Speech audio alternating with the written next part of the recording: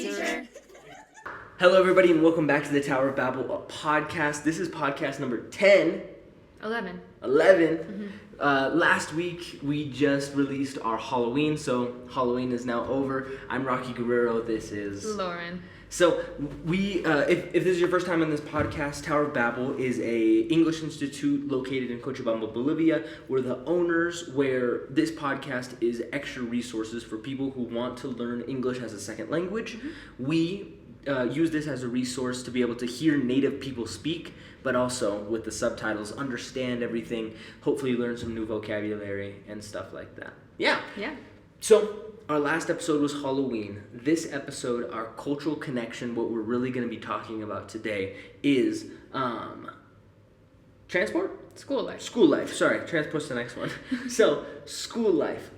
So, there's obviously two big ways that we could take this, and you tell me which way you want to go. Okay. We can either go like elementary school, high school, colegio, like the beginning, or university. We might have to split this into a two-parter. I think that Okay. might be helpful. Let's go university.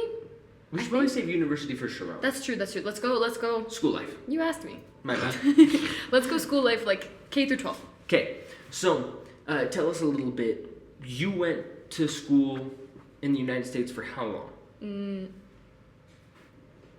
12. Yeah, from when I started going to school to when I finished going to school. So 100% The whole time. of your education was in the United States in a private school setting, in a what? The United States public school system. That's That's where I was educated. That sounded sarcastic. Was it sarcastic? It was kind of a dig at it because generally the concept is that it's like bad. Is it That bad? was kind of I feel like I had a good education, but I also just really liked school. But the dig is always like when someone says something stupid, it's like, yeah, public school. Public school. Public school. Yeah. No one gets it worse than homeschoolers. It's because that's probably the worst education in the U.S. We should have had Josiah on for that.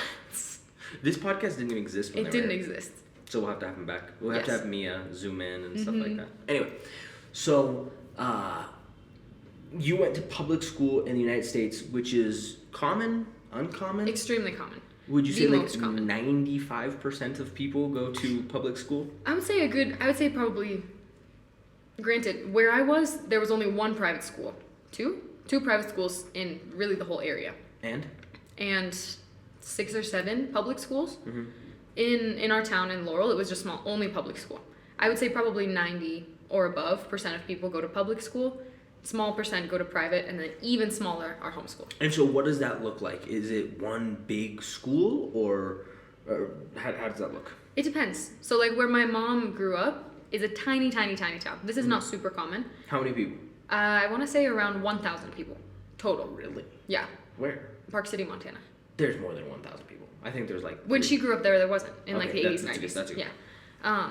And my mom went to school in one building from kindergarten to 12th grade. So from the age of 5 to 18, you were in one school with everyone else. Okay, and that's And very uncommon. That's not very common. Yeah. What is common? What is common is what I had, which was you have an elementary school, maybe you have a separate kindergarten, right?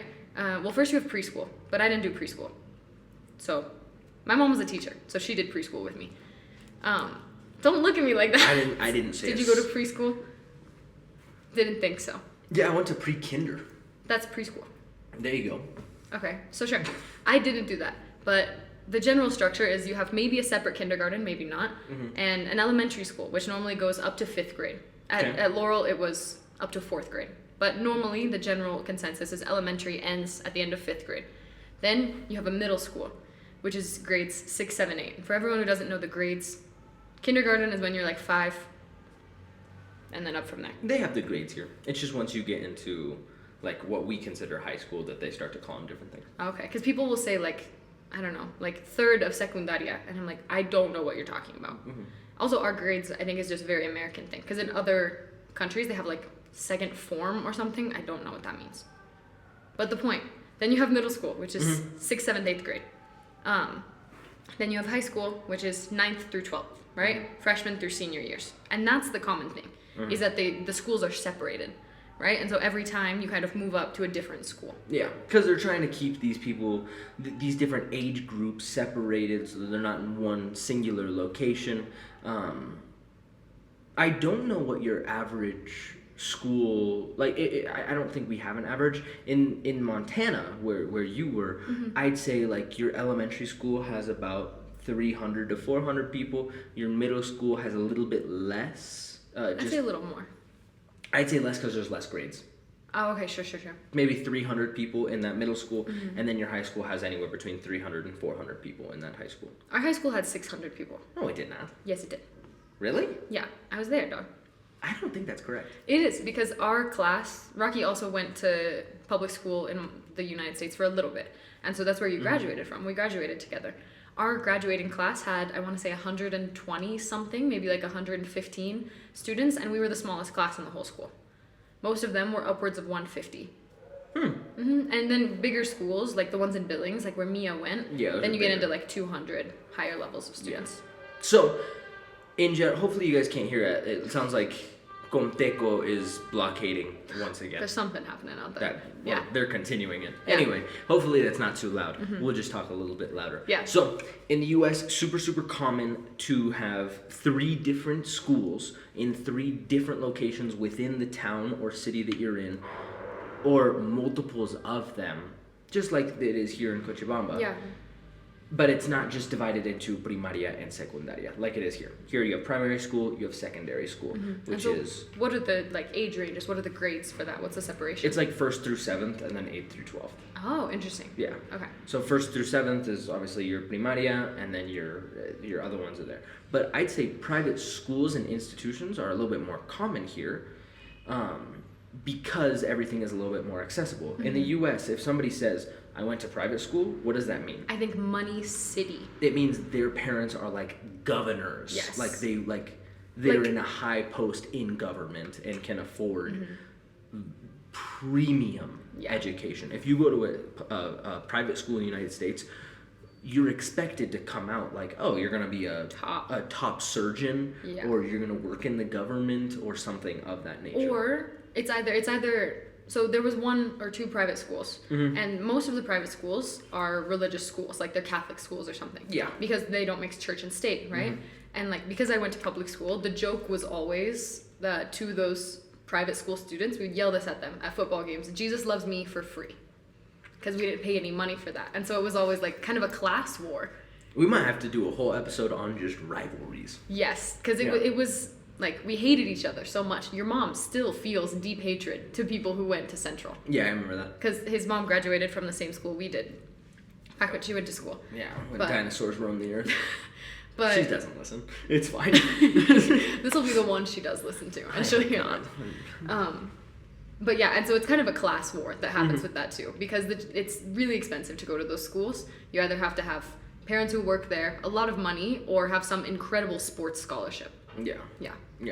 Which is crazy to have scholarships for a high school. For high school, yeah. But that's very common, especially when you get into the bigger cities. It's like, oh no, so I went to school in Texas for a little bit. It was exactly 1 year, and it was a AAA school. Was it public or private? It was a public school, but it was massive. Huge. In my class, there was 650 people. Just in your graduating class? Just in my class.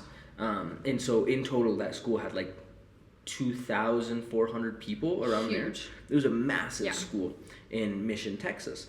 And a bunch of the students not a bunch of them, that's wrong of me, but a bunch of the people who I hung out with, which were people who either did theater or people who did football. Right. At the very beginning, I hung out with the football crew. Yeah, you had like a High School Musical thing going on. Funny.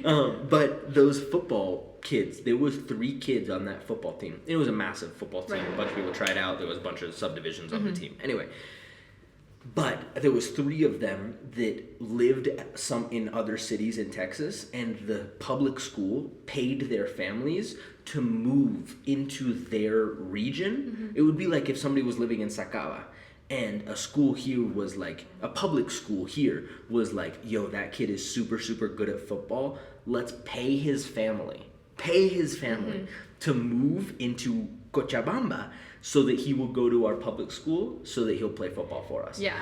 That's a lot of money for high school football. Right. Well, and there are also, it's really competitive. One, those private schools, that wasn't a private school that you went to, but No, private public schools, schools, especially in big cities, like when we were driving around Chicago with Addison, it's competitive, like to get into that high school. And 100%. like, I had a friend in our freshman year, and she was incredible at basketball. She plays in college now, and she went to Laurel High School, and her parents and everyone were like, she's meant for more than this, and but she lived out of district from the private high school. Essentially, when you say out of district, She lived in Sacaba and she was going to school in Cochabamba. Well, not yet, because in theory, out of district, you have to pay a lot more for tuition. Yeah. And the school really wanted her to play basketball, and they also knew that she would get into better colleges with transcripts from that school. It just is a more prestigious school, and so colleges take that name a little more seriously.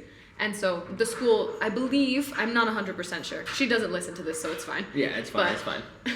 I believe they paid her family to move into district. Maybe they paid them, she just happened to move in there.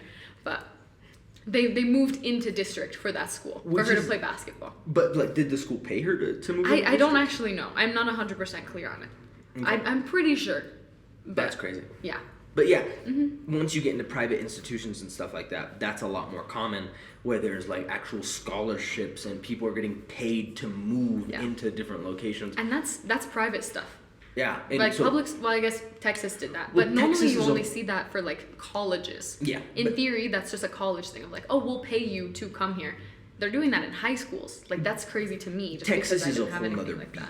beast. Yeah. Texas is such a big state where specifically football is so important. I think every football movie I've ever seen is based in Texas. I mean, Friday Night Lights, maybe the biggest football television show. Yeah, your dad's novela. Movie is based in Texas. There's a bunch of high school football in Texas is the biggest thing. People like the reason that these public institutions are allowed to spend that much money to move an entire family into this neighborhood so that they can play at this place is because a lot of the funding for the school, their events, their raises on things like that, come from the high school football games. Yeah. People pay $25 to come in and watch these 18 and under year olds, like 16, 17, and 18 year olds, just who they sometimes don't know. No, it's such a big school. They don't know. But if you're on the starting team on varsity, everybody knows your name. Which is crazy to me. We'll get more into this with sports and things because I want to talk more about like the school itself and like the education and things. Yeah. But it's crazy to me with that because high school sports are more like hyped up than like professional sports in Texas. I wouldn't say more hyped up, just a lot closer. Like and that's crazy. It's like college, you're 16 and you're a celebrity because you play football. I would say that college football is more important in Texas than professional NFL. Definitely. I think that's also just a southern thing. Well, the reason is specifically because the Dallas Cowboys suck. Right. Sorry, but Dad, everyone loves them. Yeah, they're America's team. Right. We need to we're talking too much sports. Well, yes, school. We'll get more into this. We might have a whole football segment. It'd be fun to have like somebody call in. Have your dad on here. Yeah, have my dad on here. He'll just want to do just voice relive stuff. his glory days. Don't even get started on so, that. school. Rocky, tell the class where you went to school and what that was like. Well, so I spent first grade, second grade, fourth grade, fifth grade, sixth grade, seventh grade, eighth grade, and part of my ninth grade year here in Bolivia, but because my parents are missionaries, we were able to go into Cochabamba, which is a private religious Christian school, but at a discount because my parents are missionaries. So I had English education here in Bolivia. I can't speak that much to public school, but I have some friends who went to public school. We have people who, we talk a little bit more about it. But obviously, even the private school is so different than public school in the U.S. Private school here for me looked like there was one big campus. But that was a small school. Yeah, small school. There was 200 people in the entire school when I was going to Cochabamba. Right. I think there's a little bit more now. But like your sister graduated with 6 other people? She had the smallest class okay. Karachi has ever had. Okay. But yes, Okay. she had 6 It's people. just it's so tiny. Yeah, typically the classes were 15 to 18 people. Okay, that's still small.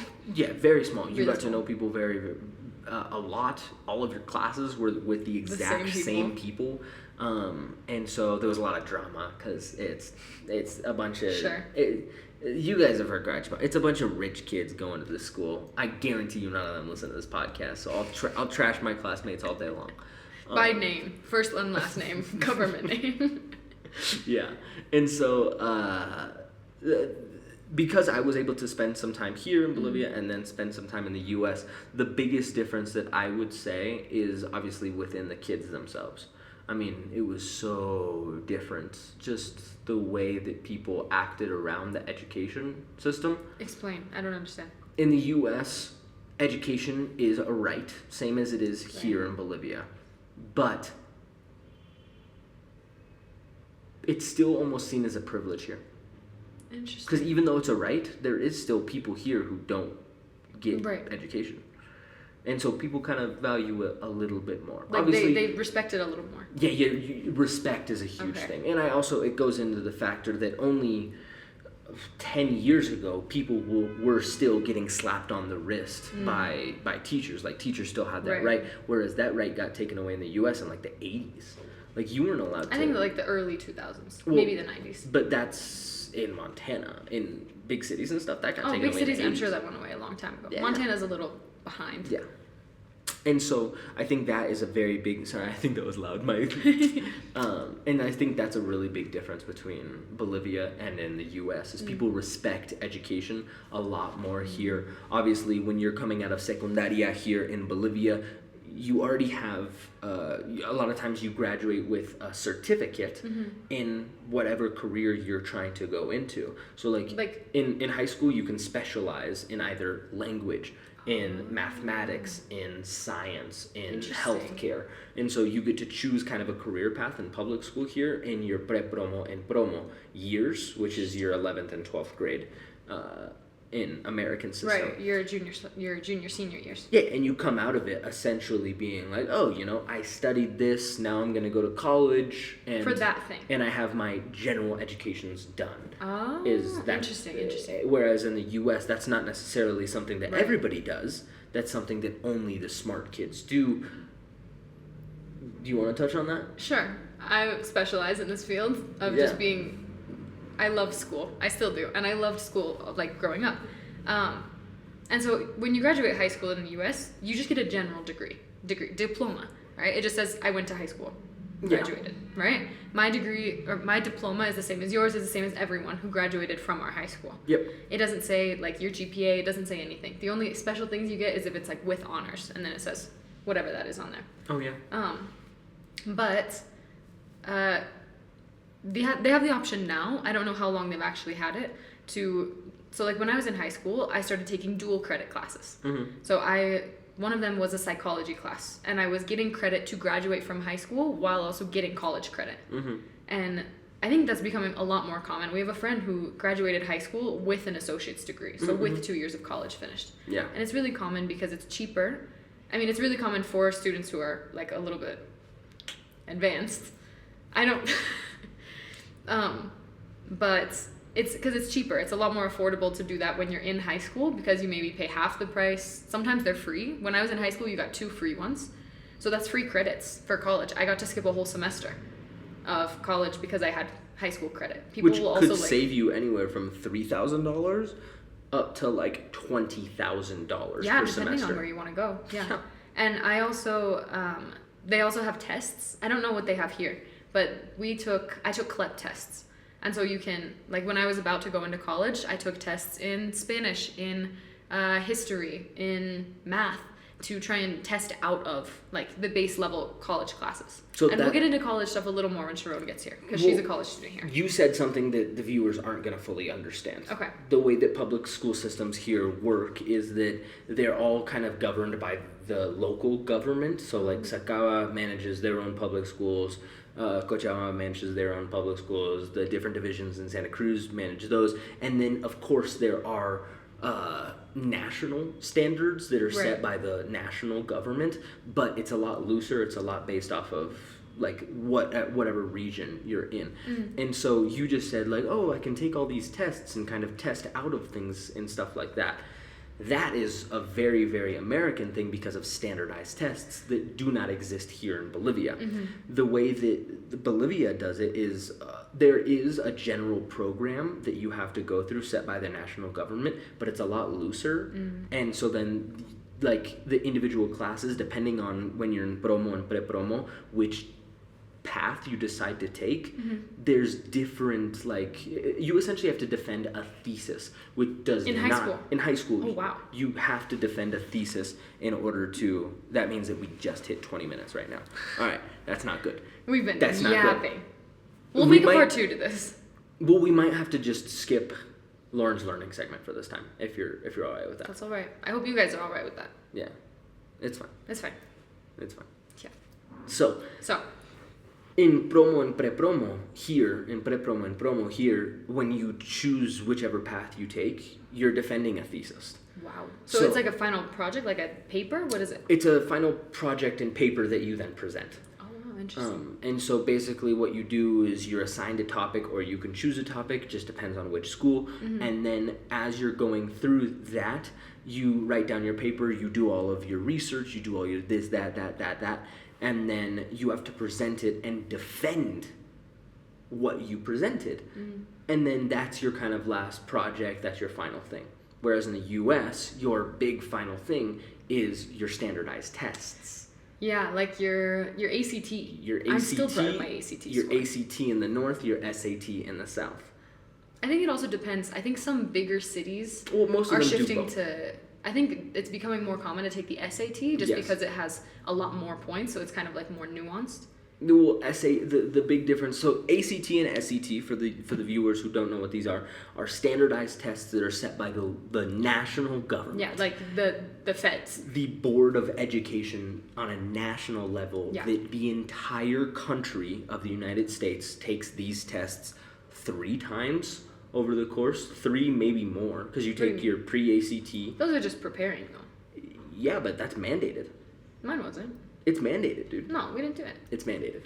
But like every 16-year-old in the country takes that test. Yes, or takes you have one to. of those 2 tests. When we did it, were you there when we did it? They put everyone in our class in the gym. Yep. With chairs everywhere. And it's like locked down. People are walking around. They give you very specific instructions. They say open the envelope. Do not take out the papers. Yeah. So these standardized tests that are set by the government, because they have to be, like here in Bolivia, because it's localized, there's a little bit of flexibility and room to like, oh, like we're going to make this our own in the terms of like, this is your thesis, but I'm going to add an extra point. You have to do this, or like, you don't have to do that, or stuff like this. That doesn't exist in the U.S. because it's set at a national level where everyone receives the exact same test that they change every year, and on that test, you have like a lot of times they're called bubble tests. You have 4 options to choose from. Sometimes 5. 4, sometimes 5 options to choose from, and it's just A, B, C, or D. And then you have to read the question. A lot of times they're very trickily worded on purpose. Is trickily a word? I'm not sure. They're worded very tricky and meant to kind of confuse you. And then there's usually a writing portion where you're writing an essay, and then you just send off your essay to get graded. So those are the standardized tests that are very, very rigid, are very, very bam, bam, bam. And then you get a score that evaluates you, and based off of that, you have certain options to go from there, which we'll talk about in college. So with the high school requirements like being different per school, does that mean credits don't transfer? Like how does that work? What are you talking about, credits? Like so let's say I'm in I don't know. I don't know. So let's say I graduate promo and I defend my thesis somewhere, right? Can I take that to any college and give them that? Colleges here They respect all of them. Public colleges in Bolivia will accept that, but they're not credits. They're not credits. But you're in high school. But you don't get to skip any classes or anything like that. I guess they're not credits, but that diploma is respected everywhere. Like you haven't graduated. But what if I need to switch high schools in the middle? What if I finish my freshman, sophomore year, even my pre-promo, and I want to go to a different school. I want to switch schools. Well, in pre-promo, that's when you like choose which career path you want to go towards, and then you just kind of learn about it for pre-promo, and then in promo, that's when all the big stuff actually happens. So if you just have to finish your promo year, your 12th grade year in one specific location. Oh, okay. But so you can't change in the middle of that. Not in the middle of your senior year. Otherwise, it just creates more difficulties, and there's ways to do it, but it's not as fluid, of course. I get you. Yeah. Okay, this one might be a long one. We've gone a while. There's no Lauren's learning segment. No, we're okay still. Are we still okay? Yeah, we got to keep talking about this or to go to student box? We should probably go to student box in a little bit. In like 1 second. I figured we should just wrap this up a little bit. I guess, yeah. Let's do a conclusion. So the conclusion on this is it's so insanely different when we're talking about Bolivian public school and then Bolivian private school. Those are different, right? Let's say those are this much different, right? And then the difference, let's do this much difference between Bolivian public school, Bolivian private school. Is the space the difference? The space is the difference. And then American public school and Bolivian public school are this much different. Okay. American public school and Bolivian private school are a little bit closer in similarities. Okay. Just in my personal opinion. Okay. And then Bolivian private schools and American private schools are this much different. They're so drastically different. They're very little similarities at all. Between private and private? Between private and private, very, very little similarities at all. Interesting. The only thing that's like really similar about that is like you have to wear uniforms. But you have to wear uniforms here in Bolivia. At the private schools in the US, you don't always have to. At Central, you didn't have to. But like at the good ones. Tell me that at the good ones you're not wearing a uniform. I didn't know anyone who had to wear uniforms for school. Addison, private schools in the United States, if they're good private schools, are you wearing a uniform or no? In the States? In the States. Yes. Boom. Okay. Yeah. It's just there weren't very many private schools around me, like where I grew up. There just weren't very good ones because private schools take a lot of money and stuff like that. Anyway, that's all. The differences are drastic. That is all. Let's go to student box. All right. Today's submission. En una entrevista en inglés, so like in an English interview, what consejos would be like tips? What tips would you give to a person to be able to feel secure, and about what sort of temas should they talk about? So they're asking, in a job interview that's in English, what tips can you guys give me to seem more secure, to seem more confident, and what should I bring up in a job interview to kind of go through that? Good question. I pride myself on being like, I feel like I'm great at interviews. I'm a great interviewee, is what people say. Like, no, when people interview me, I know exactly how to respond. Just I know how to say just things. like killer. Would we like to role play this for a second? Sure, let's get into it. Am I the interviewer? It's up to you. Sure, I'll be the interviewer. What company are you? Welcome to Google. Winco Foods. No, Google. Google. Because I assume this is an important interview. Yeah, you know. Yeah. Okay. Are you just walking in? Is this what this is? Well, yeah. Let's do it quick, 1 minute. Yeah. And then let's talk about it. Yeah, because there's some etiquette that we got to get into as well. Absolutely, 100%. All right. Knock, knock, knock. Hi, Rocky Guerrero. Yes, hi. How are you doing? Hi. You are?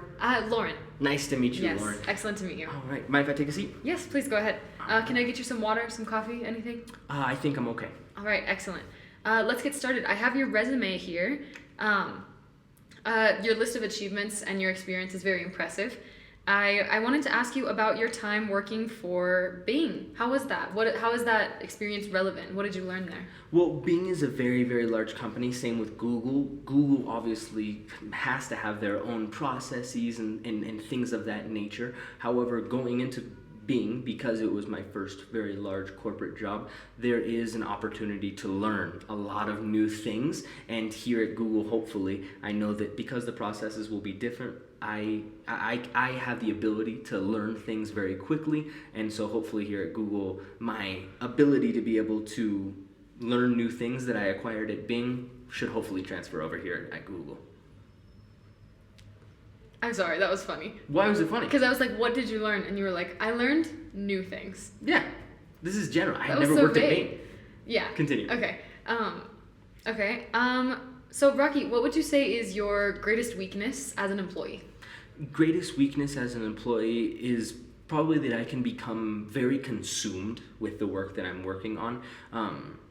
Obviously, when you're when you're part of an organization this large, you need to make sure that you're not getting lost in the flow of everybody else. You need to be able to assimilate and make sure to go in and join the crew, join the part of the team that you are with, but at the same time, make sure that your work stands out. And so I think a lot of times that I can be a little bit more focused on work rather than making sure to help the people alongside with me also up their work. Individualistic. Mm-hmm, yes. Yes. And then another question for you. I was actually related to this thing that you just said. We do a lot of work in teams here at Google. How do you work in teams? What do you see as your role when you work in teams? I think the most important part of teamwork in general is making sure that you have an organized flow chart, you have an organized chain of command, so that no matter where somebody is within that chain of command, you can always go to somebody for help or ask somebody for help. You can always know where you need to go. Organization is the most important part of a well-oiled team. Cut. All right. That was excellent. Let's talk about it. Okay. I love interviews. We might have to do more like role I think a playing professional, like a job episode would be really good. Mm-hmm. Yeah. That would be fun. That'd be super cool. I like Because I was talking with my advanced 1 class, because at that level you're getting into the zone where you might Yeah. be getting jobs that require you to speak English.